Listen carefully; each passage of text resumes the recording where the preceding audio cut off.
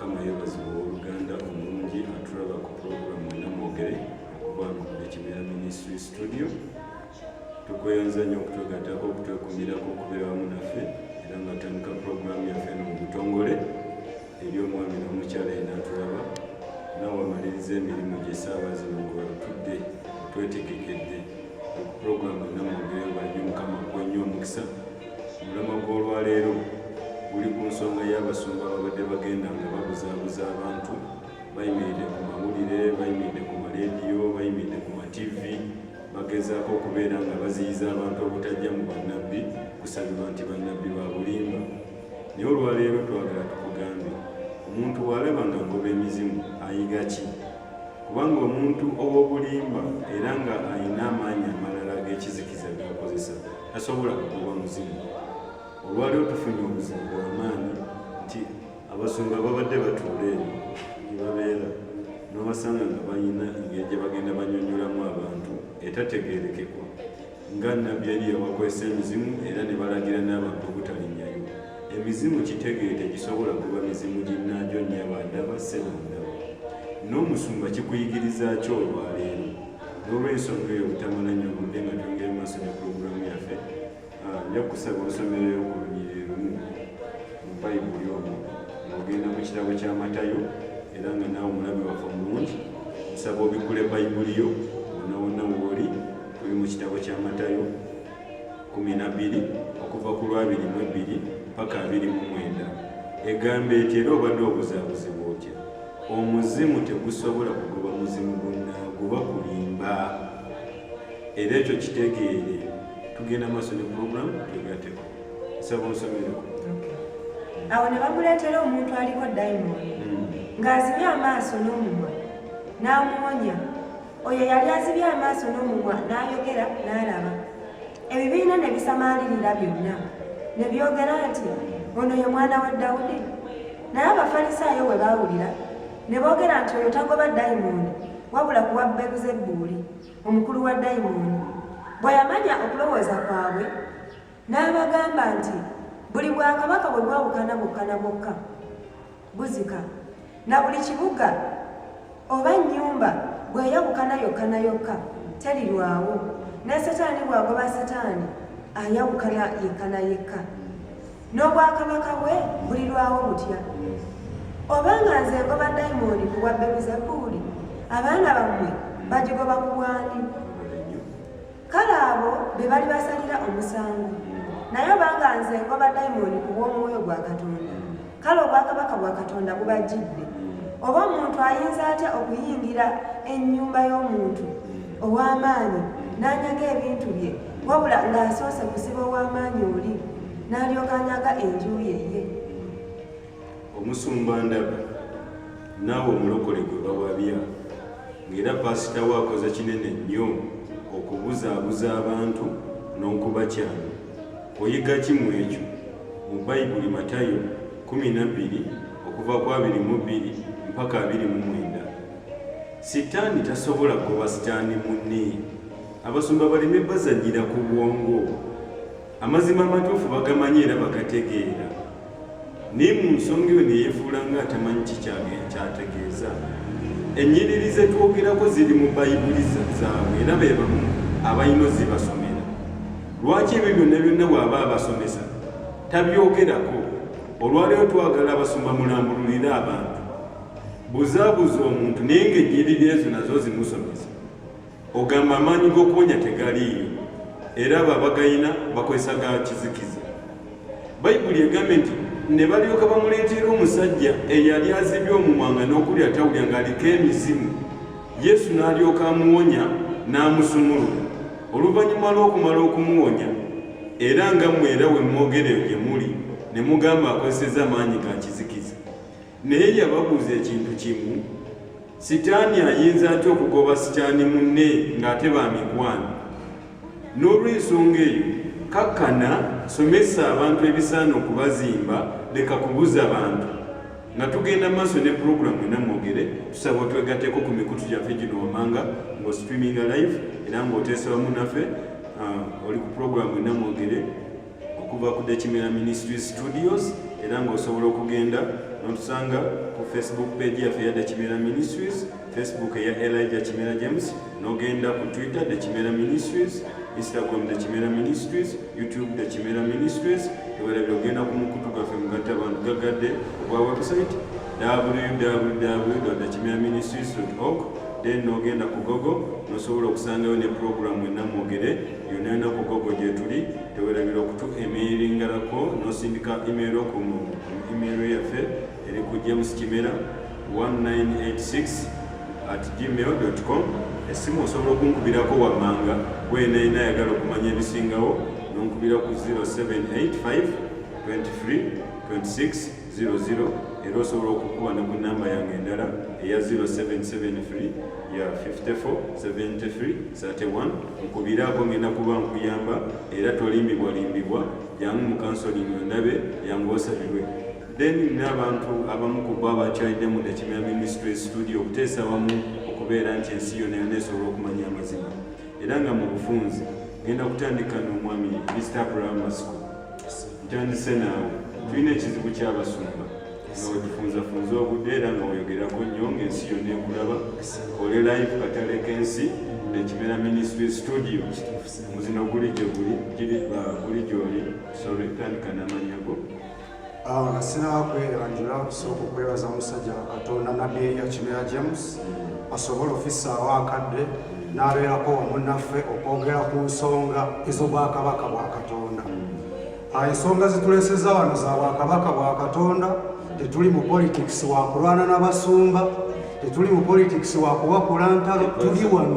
Tuli wano okubuulira ensi amazima Katonda ge yatuwa ffe ng'abantu be. Ng'amazima ago yagayisa mu mulonde we Nabbi Elia Kimera James asobola okutuusaako. Nga wabula abamu ku basumba tebaagala kukkiriza mazima ago era ne basaawo ne bagawakanya. Kantandike n'amanya gange. Manya gange nze Masiko Abraham era ndi muweereza mu The Kimera Ministries, Faith Center Church of All Nations. Era ndi wa mukisa nnyo okulaba nti nsobola okwogerako gy'oli mu kaseera kano. Kulamusiza nnyo mu linnya lya Mukama waffe Yesu Kristo gw'atuddeyo n'otulaba era n'otugoberera. Leka Mukama akusanyuse kulw'eyo decision gy'osazeewo okukola. Kaakati ensonga etuleese wano lwaleero y'amaanyi. Amaanyi gano gavaawa era amaanyi gano gava ku ki? Kaakati nga tetunaba kwebuuza kibuuzo ekyo, Bayibuli esomye weesomye ne tuwulira bulungi. Naye twandiyagadde tusooke tutegeere gw'omusumba ali eyo, kubanga nze mbawulira era mbalaba mwogera jangu tukusabire ebizibu bigenda kuvaawo, endwadde zigenda kuwonyezebwa era simanyi bw'alina emizimu gigenda kugenda. Ffe tubuuza maanyi ki muganda wange g'ogenda okukozesa ogoba emizimu eyo? Wandibadde okatunyonnyola kubanga kirabika agago g'ogenda okukozesa ndowooza ga njawulo nnyo.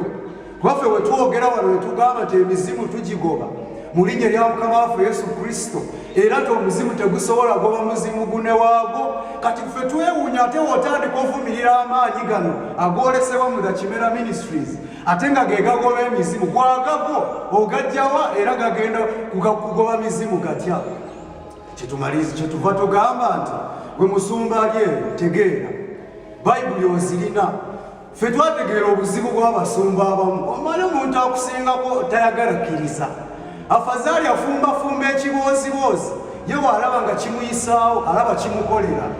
Ye waavumirira amaanyi ga Katonda oba naavumirira nabbi wa Katonda, ye alaba nga kimuyisaawo kubanga ye nabbi kyasobola okukola ye tasobola kikola. Ye problemu gye tulina mu basumba olunaku luno lwaleero. Muvudde ku mulamwa ogw'abatumya Yesu Kristo ne muwalampa ebintu ebitaabasindisa. Yeyo problemu ennene gye tulina. Baakusindika kusomesa kigambo, ekigambo kivuddeko otandise walampa nabbi. Baakusomesa baakugamba ogenda okansolinga abantu abalina ebizibu baddemu omwoyo. Omulamwa gwe baakusindikako waguvaako otandise walampa nabbi. Kakati okukkiriza kwe tekukwenkanya ne nabbi. Era n'amaanyi g'oyogerako maanyi ga Katonda, kubanga era nga Bayibuli weesomye sitaani tasobola goba sitaani.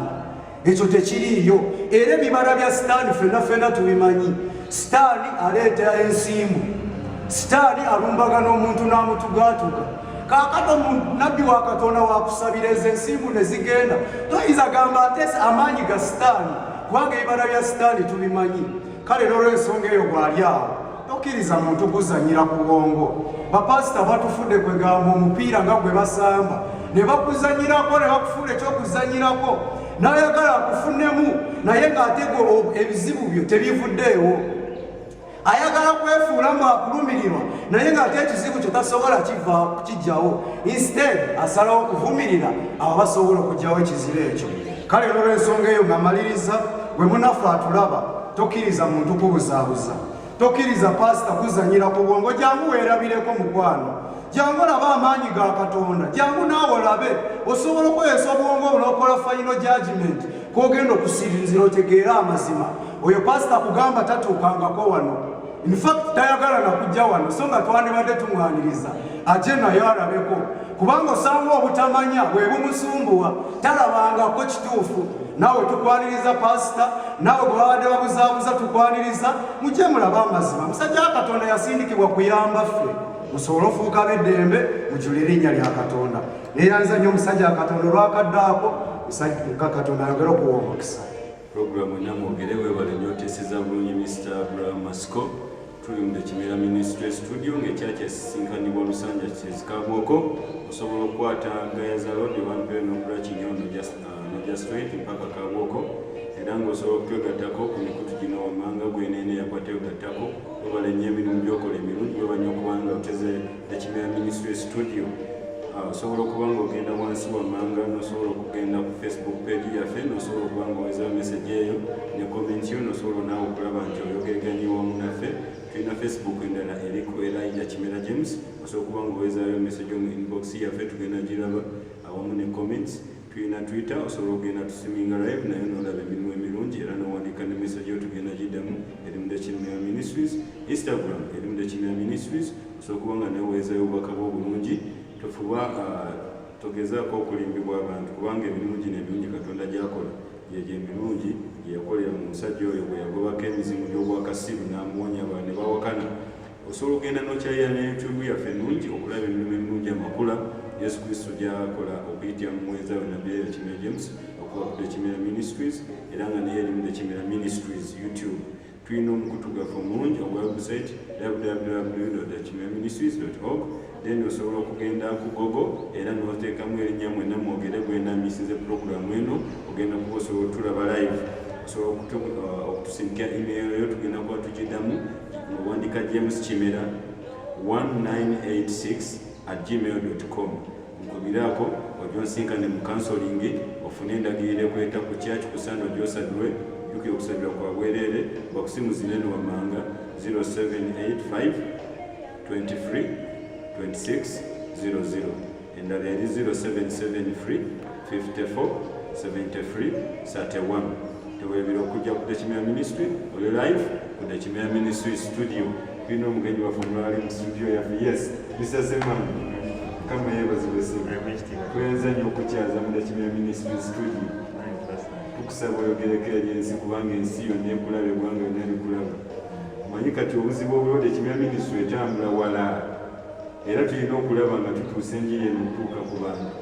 Oyogera otya ku bantu ababuzaabuza abantu bannaffe nga bagamba nti kozesa mizimu ne baziyiza abantu obutajjawo. Olina okusaba otandike n'amannya go oyogerako nnyo ng'otudde mu kamera zaffe olebe eggwanga lyonna osobole okubeera nga otumenya. Niyanza nnyo Materi omusaba omukadde kugerako ate eggwanga. Amannya Semambodde vudde nno Jjinja. Nengamba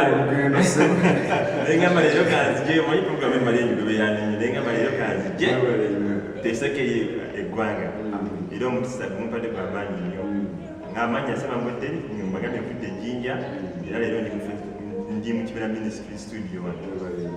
Kakati omulamu ogwo akiti egunyumidde nnyo emizimu tekisobola kuba mizimu kati bannaye kati ng'oŋŋamba tumukuba omulimu empologoma tumanyi egenda kulya ate era nga mpita muomu tekisoboka.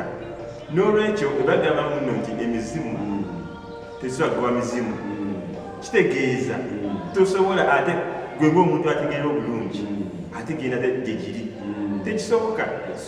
Akiti guno omulama nzijukiddemu nga tukyasoma ogenda mu ssomero mugeze kuyiga muli mu kibiina abaana nga 10 mulimu abagezi ennyo mulimu n'abali naye tetegeeza nti oyo bakusinga obugezi omuwala n'ate olina okugamba engeri gyasinga obugezi kanzija ate engeri mwebuuzeeko tukwazire wamu teye engeri etutambula ekyo kino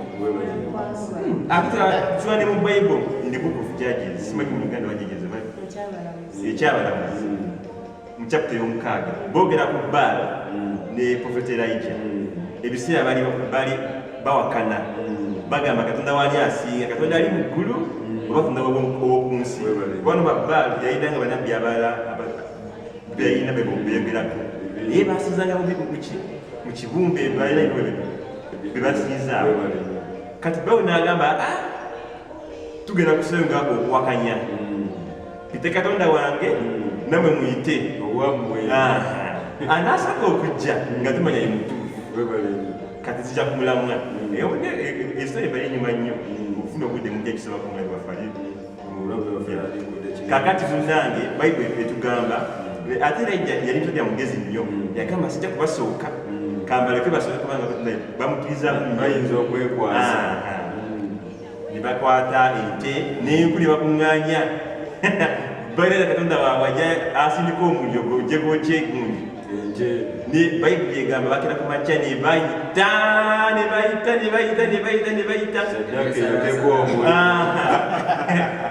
Katonda waabwe nga yeebase ng'omugulu gyayibulamu akati Bayibuli egamba era wansi awo era ijja n'abasomooza n'abanga bannange mwongereremu ku maanyi muyite nnyo kireka yeebase ate amasikola agezi n'agamu ng'asoma n'agamba emizimu tekisobola kugamba mizimu gireeta okukyankalanya kyennyininyini negikyankalanya era nga bweyogedde ne Bayibuli ekyali batuka ekiseera obudde nga buwongedde Katonda ge bayetaaga nnyo okujja bo kennyini bo bannabbi awo kennyininyini awo naleka ate okwevumu ne bagamba ati sitaba nnyo naawe saba nnyo kyogamba nga nayo kennyini tebakkiririzaamu Elijah ye nabagamba kati saba mugweddeko muyisa olunaku lulamba tunamutazze naye kampita owange era Bayibuli egamba yagaba bugambi Katonda ali mu ggulu omuliro ne gujja omuliro gumu ne gwaka gwe musaddaaka ye kale tulaba nti bali abali basinza emizimu bayita emizimu nga gyekwese gitya amaanyi g'ekitangaala naye ono yayita buyisi amaanyi omuliro ne gujja era ente zikwata omuliro enkwoleka nezibumbujja ekyo ekyokulabirako kirungi nnyo mu kisade ekikyoleese kiyigiriza bulungi omulabi waffe omulungi akulaba okubona ensi yonna n'eri oyo eyakatwegattako essaawa zino ku puroguramu enamugere okuva ku The Kimera Ministry Studio nti nakakati bangi abakuliriza sitaani bw'abanga oli ewaba Bayaali yasobola okugaana okukuma omuliro owakakati yanaagukuma tekisoboka katugambe nti olwayo omuliro sitaani wakakati bwe yandikumye bwe kuwonya omuntu owaleero asobola okuwonya omuntu obw'emirembe giri bwe baali basinga n'okwesiga ennyo teyasobola kwakisa muliro sitaani kyoyo gwe bakuliriza ennyo oyo alaga nti asinga Yesuwa nabbi Eriya oba asinga Katonda yatonda eggulu n'ensi okumukuliriza ennyo nti ate ye asinga emizimu kuba buli alaba amaanyi nga gano egyo mizimu ekyokuyiga kiri luddawo era kyamaanyi nnyo mu kintu kino nti sitaani gwe bakuliriza owakakati asobola kukola ki bamuleete awonyeyo abalwadde 2 nange bandeetera abalwadde 5 baŋŋambe bw'otabawonya kitegeeza si ye gwomusajja Katonda omutuufu naye oli obwababiri sitaani waabawonya kubanga oyo obwababiri bwe baba balina okuwa sitaani tulabe nti awonya abantu bali 2 nange bandeetera abantu ameka 5 kakati tulabe ku bonna ani agenda ofuula abantu abo okubeera ab'eddembe nabo bakoowole Katonda waabwe abasoma baleme tuzanyira ku bwongo okusiruwaza abantu baffe kubanga abantu bali eyo baagala okujja osabirwa naye tebasobola kujja olw'okuba batiisibwa so olw'obudde n'olw'ekiteeso kyo tekibadde kibi kibadde kirungi nnyo era nsuubira kiwadde omulabi waffe omulungi atulaba tugenda ku muntu waffe omulala era nga tuli ku puroguramu enamwogere The Kimera Ministry Studio tugenda omwami Mr. Obed Musimbuzi tandika n'amanya go oli butereevu mu studio za The Kimera Ministries era ng'oli live ensi yonna ekulaba oyogera otya ku nsonga eyo ssebo kubaganya ebirowoozo ng'otunde bulungi mu kamera zaffe era weyanjule n'amannya go omulabi waffe omulungi akulabe tukwenza nnyo gwe yakatwegattako mu linnya erya yesu kristo ery'amaanyi webali nnyo omusajja wa katonda tukyala mu studio eno Kimera Ministries Studios nti omulambo gwa leero gwe tuliko nti tuli ku basumba ate okusingira ddala nti ngendera ddala eri bareverand abasinga obungi nti bareverand mulina engeri yemusomesamu abantu baffe nibo bakyamya ate nti mugenda mugenzi ne musoma busomi mu bitabo ne basomesa okufuuka reverand okufuuka omusomesa naye nga temumanyi kiki ekigenda mu maaso bayibuli zimuzirina mulina okubanga musoma bulungi bayibuli zimuzeekanya obulungi kubanga buli ebyandikibwa byonna bimwe biri mu bayibuli muzinzirina bagamba nti abantu abo tebaayitibwa wabula baasoma kakati ate byosomye biso byerabira tebalina nti kati bw'osinziira ku bayibuli nga bweyogedde wanonyerere Matayo nga bweyogedde 12 nti wajja omulwadde yali nga tasobola kola ki okulaba n'okwogera nga tasobola kwogera nti Yesu Kristo najja n'akola ki amuwonya n'aguma emizimu negigenda kati n'alaba ate n'ayogera kati ogenda kozesa ki gwe atalina amaanyi ogenda kozesa migo mpiki kikyoyagala ate kikwewunyisa agavumirira naye agagawagira ate n'agamba mujje mbasabire olaba agenda basabisiriza ki ate ng'asiba mu kyaki era ng'ayogera ekintu kyekimu nti mujje mbasabire ogenda basabisa ki awe bazanyira bannayuganda ku bwongo tuwasa bannayuganda mulabuke baleme bazanyira ku bwongo y'omu agavuma y'omu agamba mujje musabirwe agenda kusabisiza ki ng'ate agalina okuwonya ge gamugavoola yayina ganjawulo ku gange oba ye mulala nnyo kuffe kuba naye mulaba mu kifaananyi kyabuntu weyongere kati ekyebalagulako abantu baffe batula ku tv yaffe eno ku studio zaffe programu yaffe eno nti muleme okuddamu okulimbibwa eri abasoma b'enjawulo bwebatyo nti amaanyi ga Katonda tegaliyo Yesu Kristo mulaba byazze ng'akola okuviira ddala edda nakati ng'akyakola ki akyakola lwaki babasiriwaza mu ngeri eyo ate nga mulina amagezi mutegeera nti mugoberere bayibuli zikyegamba nti Yesu Kristo wali era bwali okuwonya era amaanyi wegali kyobola yayitira mu bannabbi baffe nga nabbi Eriya Kimera James onosonyiwa kubanga buli kimu kyonna kyanabbibwa mu bayibuli bw'ogendera ddala nosoma Samwiri ekisooka 3 otandikira olwokuna olina engeri Samwiri alina engeri yali ng'atambulamu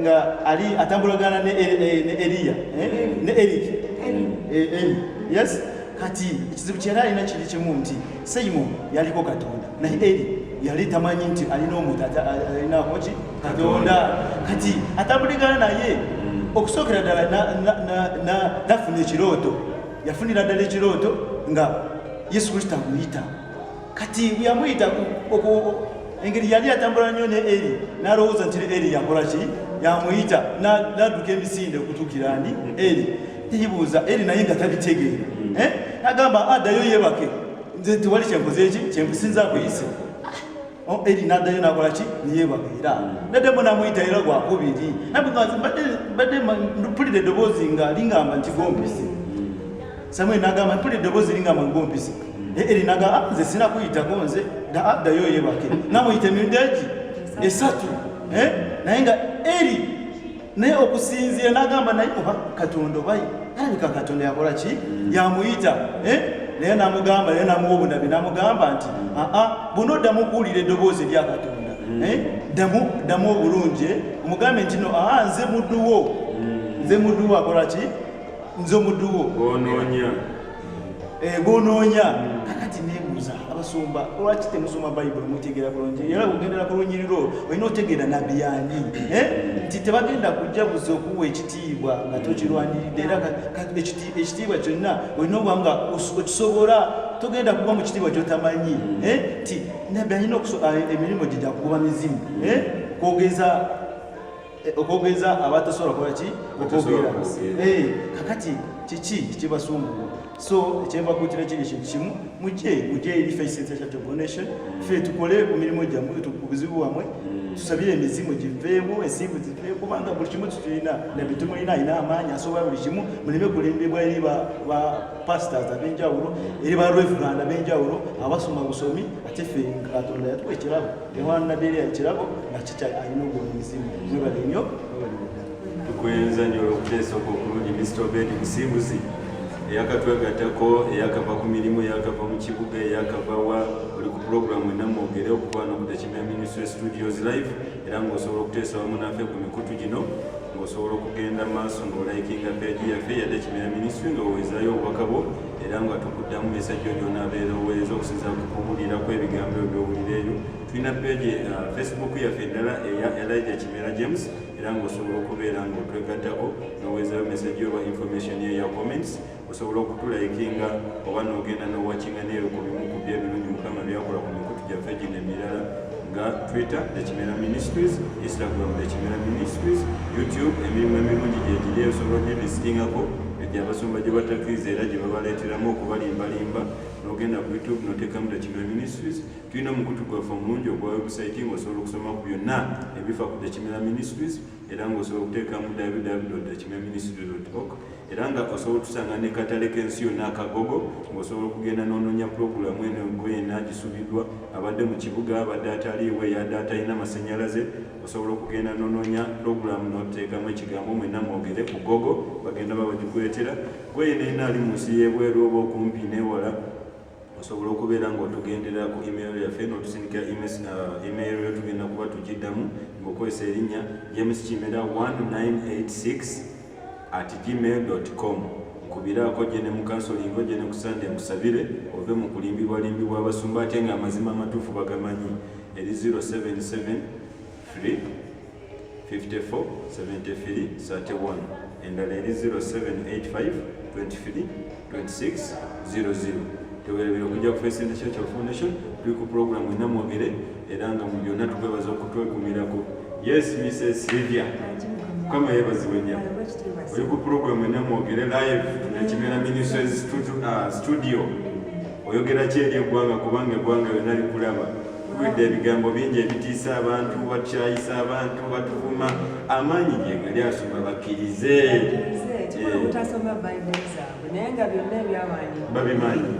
byonna babikweka tebaagala labula abantu. ne weebuuza kiki Bayibuli ya mugaso kibali. Amannya mpitibwa Musa Sylvia nga nviiridde wano e Kaaboko Kimera Ministries weemusinzidde. Kakati Mukama wange ku nsonga eyo gyogeddeko abasumba bo wakanya amaanyi g'abannabbi ne weebuuza nti Bayibuli zaabwe za mugaso ki ze gye bali.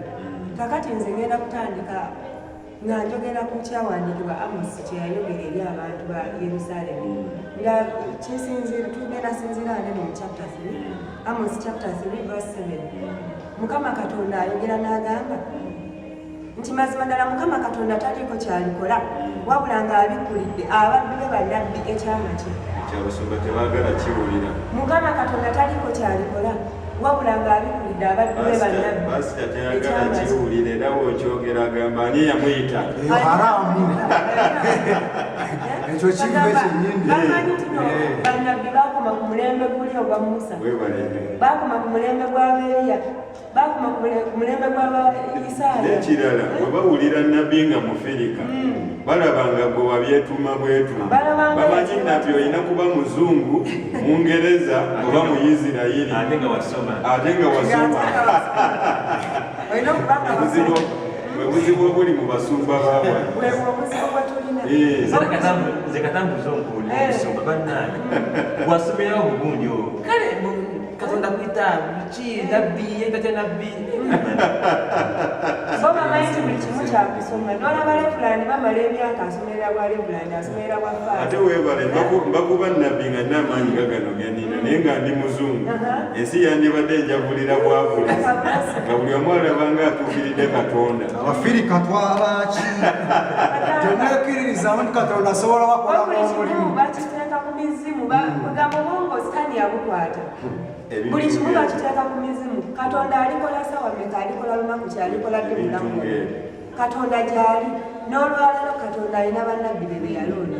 Wulira wanene ebyawandiikibwa bwe byogera ku musajja wa Katonda Yakobo. Yakobo si ye James kakati wuliriza Isaaya 43 Amini 41 tandikidde ku lwa 8 ng'agamba nti naye ggwe omuddu wange Yakobo gwe nalonda. Kitegeeza Katonda yakumanya newankubadde wali tonnazaalibwa. Wulira nti naye ggwe omuddu wange Yakobo gwe nalonda, ezzadde lya Ibulayimu mukwano gwange, gwe nakwatako okuva ku nkomerero z'ensi n'enkuyita okukuggya mu nsonda zaayo. Mukama wange bwe mpulira ebigambo by'oyogera, obujulizi bw'ozootuwa, ebyafaayo byo by'ozootuwa, mpulidde ng'oyogera nti ddala Katonda akuggye wala. Katonda akuggye wala. Katonda akuggye wala kitegeeza akulonda eyo okuva ku nsonda z'ensi n'akulonda n'akufuula nnabbi. Ate bali gye bataali, abo bonna bonna abawakana gye bataali. Kaakati n'agamba nti neekugamba nti ggwe muddu wange nakulonda so sikusuulanga. Totya kubanga nze ndi wamu naawe, tokengentererwa kubanga nze Katondawo n'akuwanga amaanyi. Kati bw'olaba mponya abantu, n'akuwanga amaanyi, bw'olaba mponya abantu bannange teweewuunya. Kkiriza Katonda nti atwagala, kkiriza Katonda nti ali wamu naffe, kkiriza Katonda nti alina otukozesa ebyamagero. Muve mu kulimbibwa kubanga ekyo kye tuli kyonna Katonda yakitufuula. Weebale nnyo olw'okuteesako okulungi ku lw'obudde kubanga akadde katuliira empinga Mrs. Sylvia naye nga mwenna abakatwegattako jjukira tuli ku puroguramu Enamwogere okuva wano ku Kimera Ministry Studio era ng'osobola okuteesa wamu naffe nga ogenda ku mikutu gyaffe gino omanga Facebook page ng'oweeza leetayo okubeera nti naawe oteesa wamu naffe. Oyinza ogenda ku comments oba mu inbox zaffe. Tulina Facebook endala eri mannya ga Elijah Kimera James. Osobola ogenda wansi awo era n'owandiika tugenda tukuddamu instantly. Genda ku Twitter yaffe ogikyalireko tu streaming live. Osobola ogenda ku Twitter n'owandiikamu ekigambo The Kimera Ministries ogenda bw'otusanga.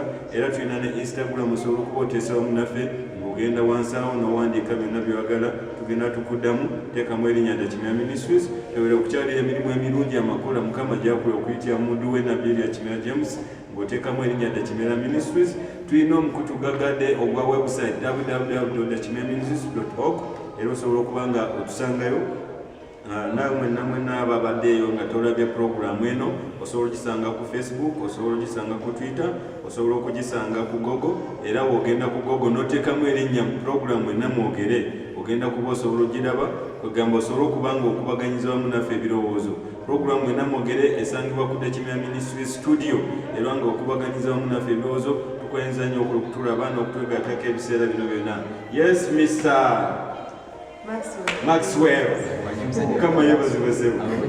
Tukwenza nnyo okubeerako wano mu puroguramu zaffe za The Kimera Ministry Studio live. Ensi yonna ekulaba oteesa otya eri abasumba nawo kubanga tebasoma Bayibuli ng'ate ebyawandiikibwa biri mu Bayibuli zaabwe. Kubanga tufunye obuzibu amaanyi ku lw'obudde tubadde tusaba otune obulungi mu kamera zaffe oyogere n'amannya go nnyo omulabi waffe omulungi atudde ku lutimbe gagadde asobole okuba nga akulaba. Omulabi waffe mulaba puroguramu Enamwogere tubeebaza nnyo okubeera nga mutugoberera era nga tubakulisaayo yonna yonna egyo mubadde muba olunaku lwaleero gyo munyanyi mutawaanidde tubakulisaayo nnyo. Amannya nze Luyumbaze Paul ni musajja munnamateeka okuva ddala wano ku The Kimera Ministries. Weewozera omutindo okulaba mukulaba ndowooza Mutindo kiriya Katonda wayirusa ate wali wayinza okukusaba wansi.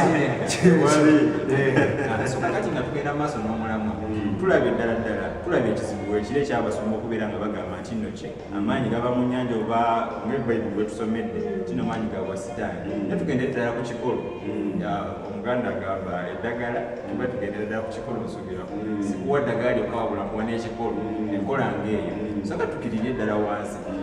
Tukitunuulira nti no mu Uganda tulina abasumba bangi obuzibu bunene buvaawa. Mu basumba okubeera nga bangi baagala babeere nga zennume mu kisibo Kitasoboka. so kakati nga mwekyo kale mwomanyi ennume ebiseera ebisinga yabeera yagala yeegazaanye Ekitasoboka. tekisoboka Kuba wali ozaalirwayo endala. abeera ayagala yeegazaanye mu kisibo wali eri nga yeyekka akola ki Abeerawo tanyenyezebwa. nakati ekyo nekibaviirako embeera eno ey'okugenda nga bagamba kino nabbi eri awakola ekyamagero n'awonyawo ensimbu neetagendanga emukuba mu kidaala kyeri nga bamufumbi nga bamuwasa ye n'agamba nti nakumanyi ga sitaani naye lwaki ku omusomo bali obeera okola bwotyo ng'ate tuweereza yesu kristo y'omu kakati ngenda maaso nga mbalambulira nga tugenda mu bakolisi ekisooka essuula ey'okubiri olunyiriro olw'okubiri still atulambulira n'atugamba nti tuli kitundu ku yesu kristo omubiri n'atulambulira n'atugamba nti no singa eriiso oba okutu kunaaba ne kugamba nti no nze njagala kubeera liiso era bwe sitabeera liiso ngirava ku mubiri ofiira bwerere muganda wange badde mbasaba tujje tukolaganire wamu tulokole abantu ba Katonda ensi bw'obeera tosobola givumula kisindika wa musajja wa Katonda sindika omuntu wa musajja wa Katonda amuyamba tobeera eyo kuba nabagamba juzi waneno gigenda bayuzayuza amaso musajja